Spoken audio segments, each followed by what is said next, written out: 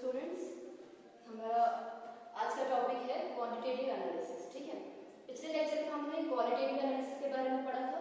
ठीक है, qualitative analysis में हमने क्या पढ़ा कि ऑर्गेनिक कंपाउंड में कौन सी चीज प्रेजेंट है। ठीक है, detection of the element present in the organic compound is your qualitative analysis, whereas the estimation that कि कौन सा एलिमेंट किस क्वांटिटी में प्रेजेंट है उसको हम क्या कहते हैं, quantitative analysis. That is percentage बताना कि ऑर्गेनिक कंपाउंड में कितना कार्बन प्रेजेंट है, कितना हाइड्रोजन प्रेजेंट है, कितना ऑक्सीजन प्रेजेंट है, कितना सल्फर प्रेजेंट है, कितना नाइट्रोजन है। ठीक है, और बाकी कितने हैलोजन्स वगैरह प्रेजेंट है, उसको हम क्या कहते हैं, quantitative analysis. That is percentage बताना। ठीक है, इसमें हम जो है वो कार्बन की परसेंटेज देखेंगे, हम हाइड्रोजन देखेंगे, हम नाइट्रोजन को देखेंगे, सल्फर को देखेंगे, क्लोरीन को देखेंगे, ब्रोमीन को देखेंगे, आयोडीन को देखेंगे। इन सब एलिमेंट्स की हमने क्या करनी है, परसेंटेज निकालनी है, उनका क्वांटिटेटिव एनालिसिस करना है ऑर्गेनिक कंपाउंड में कि ये कितने अमाउंट में जो है एक ऑर्गेनिक कंपाउंड में प्रेजेंट होते हैं। ठीक है, तो इसमें क्या है, ये जो आपका नाइट्रोजन है ना, इसके लिए इसको हम लास्ट में पढ़ेंगे क्योंकि इसके लिए दो अलग से मेथड है। ठीक है, जेला मेथड है और क्या है आपका ड्यूमास मेथड है। ठीक है, ये दो है, इनको मैं जो है बाद में डिस्कस करती हूँ, हाल में हम खाली बाकी सबकी बात करेंगे। ठीक है, इनमें सबसे पहले हम क्या करते हैं, एक ऑर्गेनिक कंपाउंड, पहले में कार्बन की बात करते हैं। ठीक है, एक ऑर्गेनिक कंपाउंड है जिसमें क्या है आपका कार्बन प्रेजेंट है। आपको नहीं पता कार्बन कितना प्रेजेंट है। ठीक है, अब इसमें क्या करना है, एस्टिमेट करना है कि जो आपका कार्बन है वो कितना प्रेजेंट है, कितना क्वांटिटी में प्रेजेंट है। उस ऑर्गेनिक कंपाउंड की हम क्या करेंगे, कंबशन करेंगे। क्या करेंगे, कंबशन करेंगे। तो जो कार्बन उस ऑर्गेनिक कंपाउंड में प्रेजेंट होगा वो सारा का सारा किस पे कन्वर्ट हो जाएगा, वो कन्वर्ट हो जाएगा कार्बन डाइऑक्साइड में। ठीक है, या फिर ये भी कर सकते हैं कि इस ऑर्गेनिक कंपाउंड को हम कॉपर के ऑक्साइड के साथ जो वो ट्रीट करेंगे, इससे भी ऑक्सीडेशन होती है जो कार्बन प्रेजेंट होता है ऑर्गेनिक कंपाउंड में। कैसे, मैं आपको कल बताया था, कार्बन को जब आप कॉपर ऑक्साइड के साथ ट्रीट करते हैं 2 टाइम्स तो आपके पास होता है कार्बन डाइऑक्साइड प्लस कॉपर जो है वो निकल आता है। बस वही चीज यहाँ पर भी है। तो जो ऑर्गेनिक कंपाउंड है उसको डायरेक्ट कंबशन से भी जो है वो कार्बन उसके अंदर प्रेजेंट होता है उसको कार्बन डाइऑक्साइड कन्वर्ट कर सकते हैं, या फिर कॉपर ऑक्साइड के साथ ट्रीट करोगे तो उसमें भी जो आपका ऑर्गेनिक कंपाउंड जो कार्बन प्रेजेंट होगा वो किस पे कन्वर्ट हो जाएगा, कार्बन डाइऑक्साइड में जो है वो कन्वर्ट हो जाएगा। अब आपके पास क्या बना, कार्बन डाइऑक्साइड जो है वो बन गया। कैसे बना, ऑर्गेनिक कंपाउंड को ऑक्सीडाइज करके। ठीक है, ऑक्सीडाइज करने में क्या होगा, कार्बन जो ऑर्गेनिक कंपाउंड प्रेजेंट होगा वो किस पे कन्वर्ट हो जाएगा, कार्बन डाइऑक्साइड में। अब देखो जरा, मैंने कार्बन डाइऑक्साइड का एस्टिमेशन नहीं निकाला कि कितनी परसेंटेज कार्बन डाइऑक्साइड है, मैंने कार्बन का निकाला। कार्बन के अंदर ही क्या है आपका, सॉरी कार्बन डाइऑक्साइड के अंदर ही क्या है आपका कार्बन प्रेजेंट है। ठीक है, अब देखो यहाँ पे मैं लिखूंगी कार्बन डाइऑक्साइड, यहाँ पे मैं लिखूंगी कार्बन। ठीक है, 12 प्लस 32, इसका जो आपका मॉलिक्यूलर मास है वो कितना है, 44। 44 ग्राम ऑफ कार्बन में, कार्बन डाइऑक्साइड में कितना कार्बन प्रेजेंट है, जाहिर सी बात है 12। ठीक है, इसका 1 मोल है, इसके 1 मोल के बराबर ही होगा ना, बिकॉज़ रेशियो जो है वो 1:1 ही है। ठीक है, अगर कोई मुझे पूछता कि ऑक्सीजन कितना प्रेजेंट है तो 32 लिखती कि 44 ग्राम में 32 ग्राम का ऑक्सीजन प्रेजेंट है। तो कार्बन कितना प्रेजेंट है, 12 ग्राम प्रेजेंट है। 1 ग्राम कार्बन डाइऑक्साइड में कितना ग्राम जो होगा आपका कार्बन प्रेजेंट होगा, 1 ग्राम कार्बन डाइऑक्साइड किसके बराबर होगा, 12 डिवाइडेड बाय 44 ग्राम्स। ठीक है, दैट्स योर यूनिट मेथड। ठीक है, अब क्या है, अच्छा इधर सुनो, जब मैं ऑर्गेनिक कंपाउंड को कार्बन डाइऑक्साइड में कन्वर्ट करेगा, सपोज करते हैं कैपिटल W जो है ना, this is the weight of organic compound, और ये जो स्मॉल w है this is the weight of carbon dioxide produce, small w। ठीक है, ये capital W is the weight of organic compound, small w जो है वेट ऑफ कार्बन डाइऑक्साइड। अब मुझे क्या करना है, इस W ग्राम में ये पता करना है कि इस पे कितना ग्राम ऑफ कार्बन जो है वो प्रेजेंट है। 44 ग्राम में 12 प्रेजेंट है, 1 ग्राम में 12/44, जो छोटा W जो है होगा उस पे कितना प्रेजेंट होगा, 12 divided by 44 multiplied by small w. That means इतने जो आपके पास W ग्राम है उसमें आपके पास इतने ग्राम्स ऑफ कार्बन जो है वो प्रेजेंट है। ठीक है, अब जब आपको आपके मार्क्स आते हैं, आपको परसेंटेज निकालनी होती है तो आप क्या करते हो, जिसमें आपने नंबर लिए होते हैं डिवाइडेड बाय क्या करते हैं, टोटल नंबर। ठीक है, वही चीज यहाँ पर भी और मल्टीप्लाई करते हैं 100 के साथ, वही चीज यहाँ पर भी है। ठीक है, मुझे कार्बन का जो है वो परसेंटेज निकालनी है, तो wait of carbon that is ये डिवाइडेड बाय, कहां से निकालना है, उस ऑर्गेनिक कंपाउंड में से, यहां से नहीं निकालना है, मुझे यहां से निकालना है उस ऑर्गेनिक कंपाउंड में। इसका बना टोटल जो है ये आएगा, मल्टीप्लाई करेंगे 100, तो हम देखेंगे carbon percent is equal to आएगा आपके पास 12 divided by 44 multiply by small w divided by capital W multiply by आएगा आपके पास 100। ठीक है, ये स्मॉल w क्या है आपके पास, this is the weight of carbon dioxide, weight of carbon dioxide. ठीक है, और जो आपके पास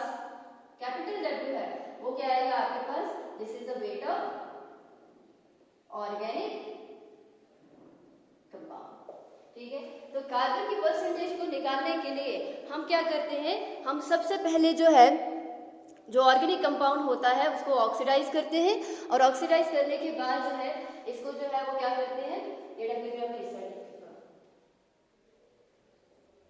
ठीक है। तो ऑक्सीडाइज करने पे जो कार्बन से प्रेजेंट होता है वो कार्बन डाइऑक्साइड में कन्वर्ट होता है। फिर हमने यूनिट रिलेशन से निकाला कि कार्बन डाइऑक्साइड के डेसीग्राम में कितने ग्राम ऑफ कार्बन हो सकता है, ठीक है। ये wait of carbon divided by weight of organic compound multiply by 100, ये आएगा आपका कार्बन का परसेंटेज। फिर आपको कुछ भी दिया हो, सपोज करो आपको बोला गया कि इतने grams of organic compound undergoes combustion to produce इतने grams of carbon dioxide, find carbon percentage.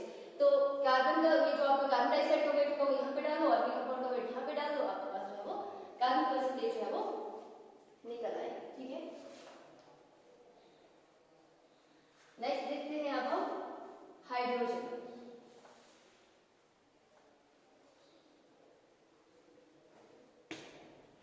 Hydrogen percentage के लिए जो आपका ऑर्गेनिक कंपाउंड है उसमें जो हाइड्रोजन है उसको हम कन्वर्ट कर देते हैं किस पे, वाटर में, ठीक है। वही सेम, या तो कॉपर ऑक्साइड के साथ ट्रीट करके या फिर सिंपल कंबशन करके। अब देखो सपोज करो ये डेब्यूग्राम है, कैपिटल डेब्यूग्राम, और ये क्या है आपके पास स्मॉल डेब्यूग्राम, ठीक है। अब देखो यहाँ पे वाटर जो है उसमें मैंने क्या निकालना है, हाइड्रोजन, ठीक है। 18 2 divide plus 16 18 gram of water में कितने ग्राम ऑफ हाइड्रोजन प्रेजेंट है, 2 ग्राम।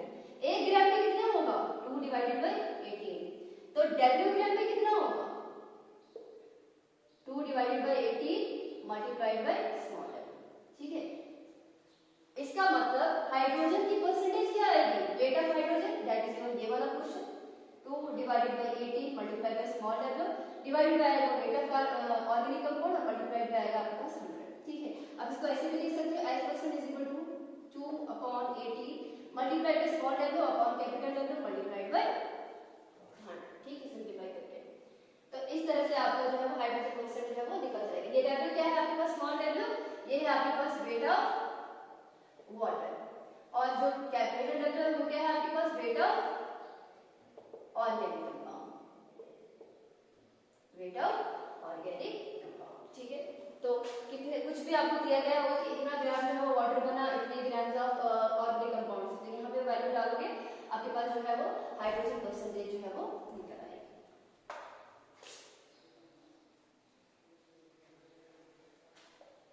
बात करते हैं सल्फर की। सल्फर में क्या होता है, जो आपका ऑर्गेनिक कंपाउंड होता है ना, ऑर्गेनिक कंपाउंड में जो आपके पास सल्फर होता है उसको हम कन्वर्ट कर देते हैं बेरियम सल्फेट में by means of chemical reaction से, ठीक है। तो अब हमने क्या करना, अब मैं वही वाली चीज नहीं बताऊंगी, आपको पता है कि बेरियम सल्फेट जो होता है आपके पास, फिर यहाँ पे सल्फर लिखूंगी, फिर मैं लिखूंगी 233 जो होता है इसका मॉलिक्यूलर मास है, इसमें कितना सल्फर प्रेजेंट है 32, 1 ग्राम में कितना होगा 32 डिवाइडेड बाय 233, फिर w ग्राम में कितना होगा 32 divided by 233 multiply by small w। यही चीज मैंने आपको पीछे भी दिखाई, ठीक है। मैं सिंपल इसका जो सल्फर परसेंटेज लिखती हूँ वो कितना होगा आपके पास 32 divided by 233 multiply by small w upon capital W multiply by 100, वे स्मॉल w क्या होता है आपके पास, weight of barium sulphate BaSO4, और कैपिटल W क्या होगा आपके पास, वेट ऑफ ऑर्गेनिक कंपाउंड, ठीक है, weight of organic compound. Next है आपके पास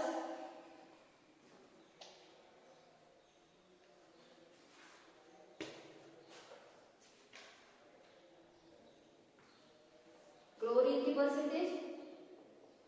क्लोरीन की परसेंटेज होती है आपके पास, यहाँ पे आता है 35.5 which is the mass of chlorine divided by, chlorine के केस में क्या करते हो, ऑर्गेनिक कंपाउंड को जो है वो AgCl में कन्वर्ट कर देते हो, AgCl का जो मास होता है वो 143.5 multiply by small w upon capital W multiply by 100, वे स्मॉल w क्या होगा आपके पास, वेट ऑफ AgCl, और कैपिटल W क्या होगा आपके पास, वेट ऑफ ऑर्गेनिक कंपाउंड, ठीक है। तो वैल्यूज दी गई होंगी, आपको खाली वहां पर जो है वो पुट करनी है, ठीक है। नेक्स्ट है आपके पास क्या, ब्रोमीन की परसेंटेज।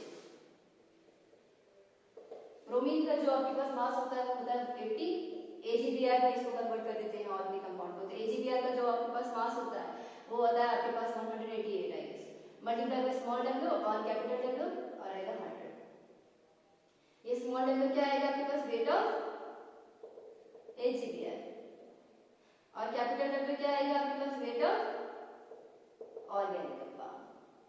ठीक है, ठीक।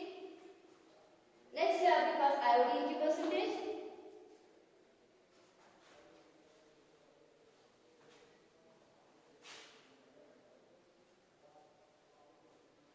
आयोडीन की परसेंटेज जो होगी वहां पे AgI में कन्वर्ट करोगे, और यहाँ पे जो आयोडीन होता है उसका जो आपके पास एटॉमिक मास होता है वो होता है आपके पास 107, और AgI जो होता है उसका मास होता है 234.5 multiply by small w upon capital W multiplied by 100, वह स्मॉल w क्या है आपके पास, वेट ऑफ AgI, और कैपिटल W क्या है आपके पास, वेट ऑफ ऑर्गेनिक कंपाउंड। ठीक है, वेट ऑफ ऑर्गेनिक कंपाउंड। तो इस तरह से क्या होता है आपके पास जो है वो इन सब की carbon, hydrogen, sulphur, chlorine, bromine और आयोडीन, इन सब की मैंने परसेंटेज दिखा दी, उनका फॉर्मूला बता दिया, और ये फॉर्मूला आया कहां से, मैंने आपको जो है वो कार्बन हाइड्रोजन के केस में जो है समझा दिया। बिल्कुल सेम मेथड से जो है ये वाले फॉर्मूले भी क्या होते हैं, डिराइव होते हैं। अब एक क्वेश्चन देखो, आपके पास है 4 ग्राम ऑफ ऑर्गेनिक कंपाउंड, मैं मिटा देती हूं। क्वेश्चन क्या है, 4 gram of organic compound, 4 grams of organic compound undergoes combustion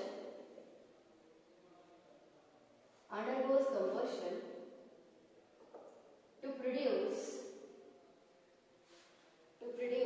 5.5 grams of carbon dioxide, 5 carbon percentage. ये आपके पास क्या है, क्वेश्चन। ठीक है, अब इस केस में आपको जो है वो पता है कि कार्बन परसेंटेज है वो उसका जो फॉर्मूला है, ठीक है, इसका जो आंसर आएगा वो मेरे लिए कार्बन परसेंटेज इसके बराबर होता है 12 divided by 44 multiply by small w upon capital W और 100 के बराबर, 12 डिवाइडेड बाय 44। ये क्या था आपके पास, वेट ऑफ कार्बन डाइऑक्साइड, देखो जरा कितना है weight of carbon dioxide, 5.5 divided by weight of organic compound कितना है, 4 मल्टीप्लाइड बाय 100। इसको सॉल्व करोगे, सॉल्व करने पर आएगा ये 37.5%, 37.5% होगा आपके पास परसेंटेज ऑफ कार्बन। ठीक है, नेक्स्ट है आपके पास, सपोज करो एक और क्वेश्चन में देखते हैं।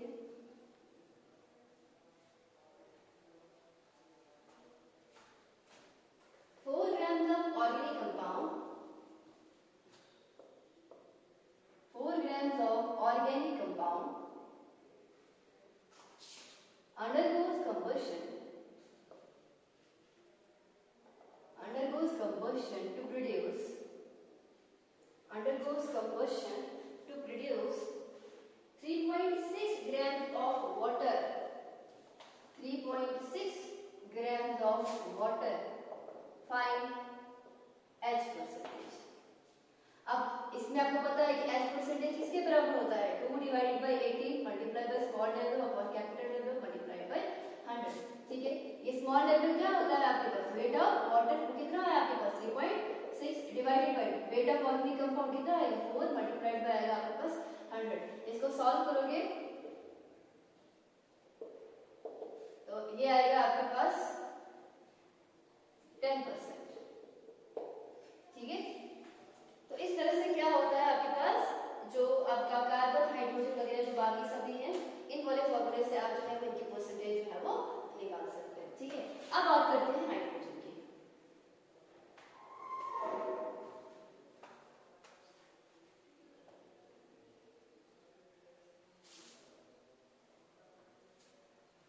Now next is nitrogen. Nitrogen की क्वांटिटेटिव एनालिसिस में दो मेथड्स आते हैं, एक आता है जर्डाल मेथड और दूसरा आता है ड्यूमास मेथड, जिसपे हम क्या करते हैं, ऑर्गेनिक कंपाउंड का जो नाइट्रोजन है अगर आप उसको एमोनिया में कन्वर्ट करते हैं तो वो आता है आपके पास जर्डाल्स मेथड। क्या आता है, जर्डाल्स मेथड। ठीक है, और अगर इसको हम नाइट्रोजन में कन्वर्ट करते हैं तो वो आता है आपका ड्यूमास मेथड।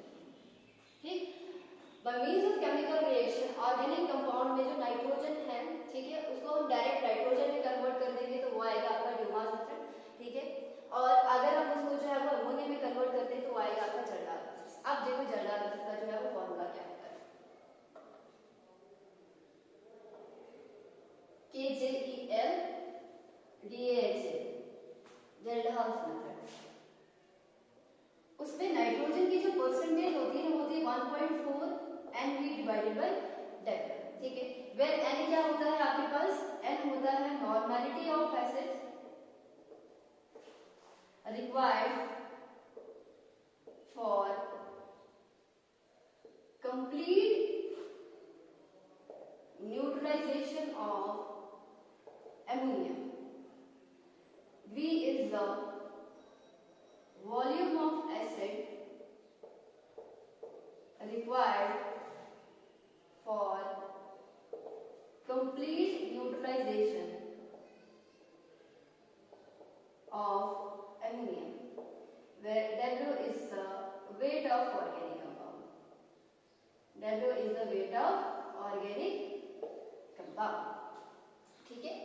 अब देखिए, अब ये चीज क्या है, देखो एमोनिया जो है मैंने आपको बोला जर्डाल मेथड में क्या होता है कि आप जो ये फॉर्मूला है, ठीक है, आपने इसको फॉर्मूले को यूज करना है और ये कंपाउंड में जो नाइट्रोजन होता है ना उसको हम कन्वर्ट कर देते हैं जिसमें अमोनिया, ठीक है। अब उस अमोनिया को, अमोनिया इज अ बेस, ये याद रखना, ठीक है। अमोनिया एक बेस होती है, ये आप जो है वो इक्विलिब्रियम में पढ़ेंगे, ठीक है। वो अभी मैंने स्किप कर दिया, अभी हम थोड़ा ऑर्गेनिक क्वेश्चन में जो है वो पढ़ रहे हैं, बट आप वहां पे पढ़ोगे कि जो आपका अमोनिया होता है वो क्या होता है, वो एक बेस होता है, ठीक है। तो जो आपके पास जब हम ऑर्गेनिक कंपाउंड को अमोनिया में जो है वो कन्वर्ट कर देते हैं, जितना भी आपका नाइट्रोजन होता है ऑर्गेनिक कंपाउंड में उसको हम अमोनिया में कन्वर्ट कर देते हैं। Ammonia is a base, acid plus base plus salt plus water, that is neutralization ratio. उस अमोनिया को न्यूट्रलाइज करने के लिए आपको बाहर से कितने नॉर्मल ऑफ एसिड चाहिए, कितना वॉल्यूम ऑफ एसिड चाहिए, वो ये वाली वैल्यू है, ठीक है। और ये वैल्यू क्या है आपके पास, this is the weight of organic compound. एक चीज और, ये जो NP होता है ना, नॉर्मलिटी जो होता है उसका जो आपके पास फॉर्मूला होता है वो क्या होता है, इक्विवेलेंट होता है, ठीक है। तो EQ से हम इसको एक्चुअली जो है वो लिखते हैं, वेयर V जो होता है वॉल्यूम क्या आएगा आपके पास, मिलीलीटर आ सकता है। कभी कभी हम क्या कहते हैं इसको, NP को हम कलेक्टिवली क्या कह सकते हैं, milli equivalent of acid required, milli that is volume, equivalent is normality, milli equivalent of acid required for complete neutralisation of ammonia. तो इस फॉर्मूले को हम ऐसे लिख सकते हैं 1.4 into milli equivalent of acid required for complete neutralization of ammonia divided by क्या है आपके पास, weight of organic compound, ठीक है। NP को मैंने शॉर्ट फॉर्म में जो है ऐसे लिख दिया, मिली इक्विवेलेंट, ठीक है। अब जरा इसके ऊपर क्वेश्चन देख लो, एक जर्डाल मेथड के ऊपर।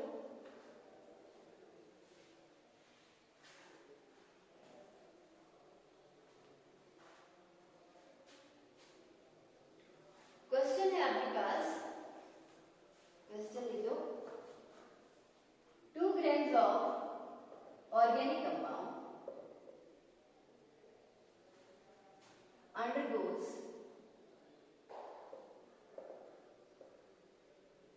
Jandal's method analysis to produce ammonia.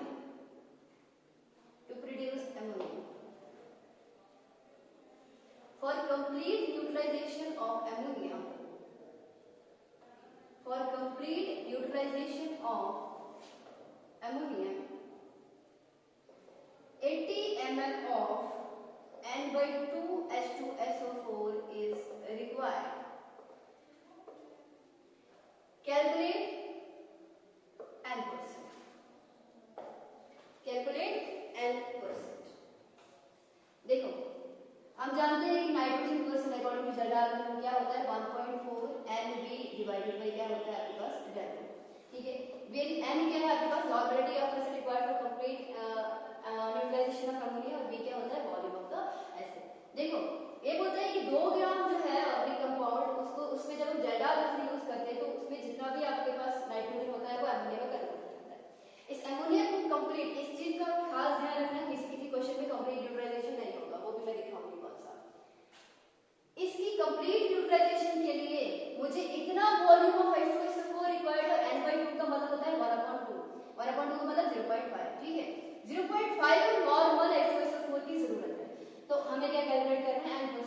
1.4, normality कितनी है वहां पे 0.5, वॉल्यूम कितना है आपके पास 80 डिवाइडेड बाय बेटा का वर्ग का फोर कितना है 2।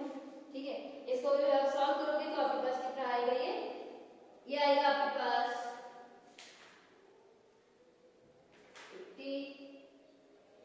इसको कर देना सॉल्व करके, ठीक है, मैंने इसको सॉल्व नहीं किया है, anyone I don't have calculator this time, so आप इसको सॉल्व करेंगे, ठीक है, सारी वैल्यूज मैंने डाल दी है, खाली आपको जो है वो सॉल्व ही करना है इसको।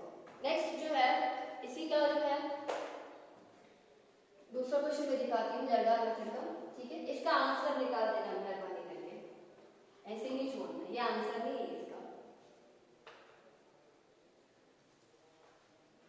सो नेक्स्ट क्या है आपके पास, जर्दार मेथड का दूसरा क्वेश्चन देख लो। दूसरा मतलब कि पहले तो सिंपल था, सारा कुछ दिया था आपके पास, दूसरा क्वेश्चन दे रहा है। अब देखो 4 grams of organic compound undergoes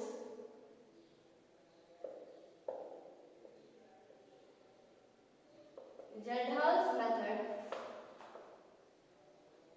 analysis to produce ammonia.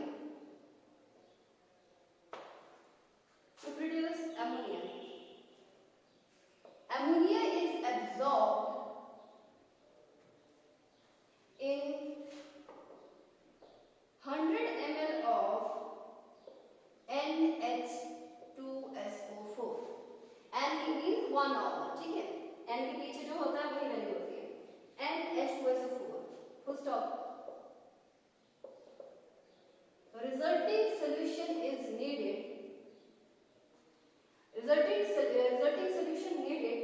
40 ml of N/2NaOH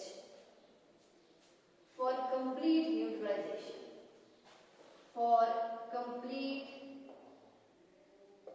neutralization. Now calculate N%. Now calculate N%. अब देखिए क्वेश्चन क्या कहता है कि 4 ग्राम ऑर्गेनिक कंपाउंड है, उसके ऊपर जर्दाल का एनालिसिस कर दिया, हमारे पास अमोनिया बन गया, ठीक है, उस अमोनिया को हमने क्या किया, उस अमोनिया को हमने जो है वो सल्फ्यूरिक एसिड के साथ जो है वो ट्रीट कर दिया, ठीक है, लेकिन हम बोलते हैं कि सल्फ्यूरिक एसिड का जब हम ये बात करते हैं 1.4 NB डिवाइडेड बाय W, मैंने वहां पे क्या बोला कि normality of acid required for complete neutralisation of ammonia. इस केस में जब अमोनिया को हम सल्फ्यूरिक एसिड में डालते हैं, इतने सल्फ्यूरिक एसिड में डालते हैं, लेकिन वो सल्फ्यूरिक एसिड थोड़ा सा फिर से एसिडिक होता है, इसका मतलब मेरे पास H2SO4 ज्यादा अमाउंट में मैंने लिया है, जितना अमोनिया था उससे कहीं ज्यादा मैंने जो है वो सल्फ्यूरिक एसिड डाल दिया, तो सॉल्यूशन न्यूट्रलाइज नहीं हुआ, सॉल्यूशन जो होगा वो थोड़ा सा एसिडिक होगा बिकॉज़ सल्फ्यूरिक एसिड ज्यादा है। इसको न्यूट्रलाइज करने के लिए मैंने इतना जो है बेस फिर से इसके अंदर डाल दिया, मुझे कैलकुलेट क्या करना है, मुझे कैलकुलेट करना है, लेकिन N% को कैलकुलेट करने के लिए मुझे पता होना चाहिए कि मेरे पास जो है N% जो होगा उसको कैलकुलेट करने के लिए मुझे पता होना चाहिए कितने नॉर्मल ऑफ एसिड जो है मुझे रिक्वायर है, लेकिन कंप्लीट न्यूट्रलाइजेशन खाली किसके लिए, अमोनिया के लिए, ठीक है, लेकिन उसमें से कुछ एसिड तो न्यूट्रलाइज हो रहा है किसके साथ, सोडियम हाइड्रोक्साइड के साथ, इसका मतलब मुझे पता करना पड़ेगा कि कितना नॉर्मलिटी और कितना वॉल्यूम ऑफ सल्फ्यूरिक एसिड जो है वो खाली अमोनिया को जो है वो न्यूट्रलाइज करने के लिए लगा, ठीक है। अब देखिए जितना आपके पास मिली इक्विवेलेंट एक एसिड होता है उतना ही आपको मिली इक्विवेलेंट बेस की जरूरत है, तभी जाके आपके पास क्या होगी, न्यूट्रलाइजेशन रिएक्शन होगी। अगर थोड़ा सा भी एसिड जो है वो ज्यादा होगा then solution acidic in nature, अगर थोड़ा सा भी जो है वो बेस ज्यादा होगी then solution basic in nature. So for complete neutralization the number of milli equivalent of acid must be equal to number of milli equivalent of base. अब देखिए जरा number of milli equivalent of ammonia plus number of milli equivalent of NaOH is equal to number of milli equivalent of sulfuric acid। Sulphuric acid मैंने इतना ही लिया है, इससे दो चीजें न्यूट्रलाइज हो रही है, अमोनिया भी हो रहा है और मेरे पास जो है वो सोडियम हाइड्रोक्साइड भी हो रहा है, लेकिन अगर मैं इस वाले से क्या करूं, इसका मिली इक्विवेलेंट मुझे पता है कितना है 100 इनटू आ जाएगा n भी होता है ना, मिली इक्विवेलेंट का मतलब क्या होता है n into v, normality into volume, इसका नॉर्मलिटी इसका वॉल्यूम मुझे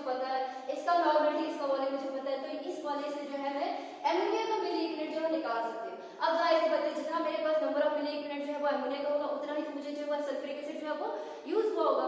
इसका मतलब अगर मैं मिली इक्विवेलेंट अमोनिया का निकाल रही हूँ तो ऑटोमेटिकली मेरे पास मिली इक्विवेलेंट किसके बराबर वो आ जाएगा, वो सल्फ्यूरिक एसिड का मिली इक्विवेलेंट है उसी के बराबर आ जाएगा। ठीक है, क्योंकि न्यूट्रलाइज करने के लिए जितना मिली इक्विवेलेंट आपको बेस की जरूरत है उतनी ही मिली इक्विवेलेंट आपको जो है वो एसिड की जरूरत भी पड़ती है। सो हम क्या करेंगे, इसको H लिखते हैं क्योंकि इसको हमने निकालना है, plus number of milli equivalent of sulphuric NaOH वो कितना आ जाएगा आपके पास, नॉर्मलिटी कितनी है 0.5 मल्टीप्लाइड बाय वॉल्यूम कितना है इसका 40 इज इक्वल टू इसको 1/2 लिख दीजिए सीधा, ये किसके बराबर आ जाएगा, नॉर्मलिटी इनटू नॉर्मलिटी इसकी 1 है मल्टीप्लाइड बाय वॉल्यूम इसका 100 है। इसको इस साइड लूंगी x किसके बराबर आ जाएगा 100 माइनस 20 सो x आ जाएगा मेरे पास 80। ये 80 क्या है, इस 80 is the number of milli equivalent of acid, ये पूरा NB है, NB है किसका लेकिन अमोनिया का।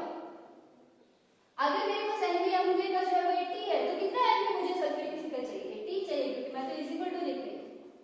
ठीक है ना, जितना आपको एसिड की जरूरत होती है ना उतनी ही बेस की जरूरत भी पड़ती है, तब जाके जो है वो कंप्लीट न्यूट्रलाइजेशन होती है। ठीक है, तो इस केस में हम जो है वो डायरेक्ट क्या लिखेंगे, जब हमने n% करना है, n% के लिए होता है 1.4 into NB divided by W, 1.4 ऐसे ही रहेगा, NB किसके बराबर आ जाएगा आपके पास 80 डिवाइडेड बाय W किसके बराबर था 4, इसको जो है वो कैलकुलेट करोगे आपके पास आएगा 28%।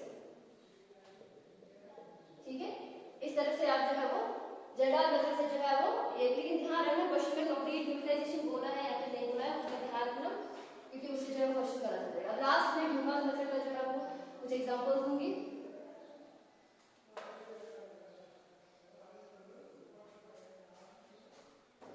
ड्यूमास मेथड में हम क्या करते हैं, हमारे पास जो नाइट्रोजन परसेंटेज होता है वो किसके बराबर होता है, नाइट्रोजन परसेंटेज होता है उसमें V/A W, ये भी क्या है आपके पास वॉल्यूम ऑफ नाइट्रोजन, ये याद रखना this is Dumas, this is volume of nitrogen produced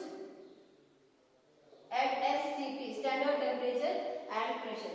ठीक है, और W क्या है आपके पास, this is the weight of organic compound, weight of organic compound. अब इसका एक क्वेश्चन देख लो, क्वेश्चन बोलता है 2 grams of organic compound undergoes Dewars method analysis to produce 100 ml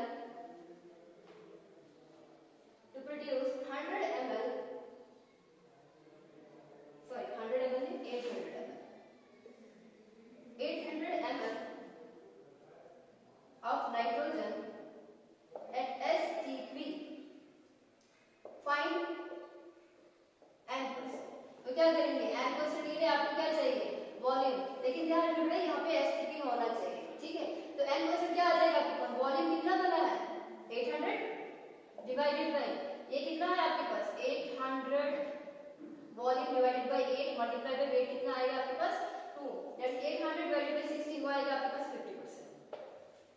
तो इस तरह से क्या करते हैं हम नाइट्रोजन की जो है हम परसेंटेज निकालते हैं by means of Dumas method से। ठीक है, ये था आपके पास क्वांटिटेटिव एनालिसिस जिसमें हमने जो है वो हर एक एलिमेंट को जो है वो कवर कर दिया किसकी क्या परसेंटेज है, इसमें खाली नाइट्रोजन का थोड़ा सा 2 मेथड्स हैं। ठीक है, इस यूनिट में आप थोड़ा सा प्यूरिफिकेशन बचता है, डिस्टिलेशन क्रिस्टलाइजेशन वगैरह ये सब आपने ऑलरेडी पढ़ा हुआ है 9th क्लासेस में।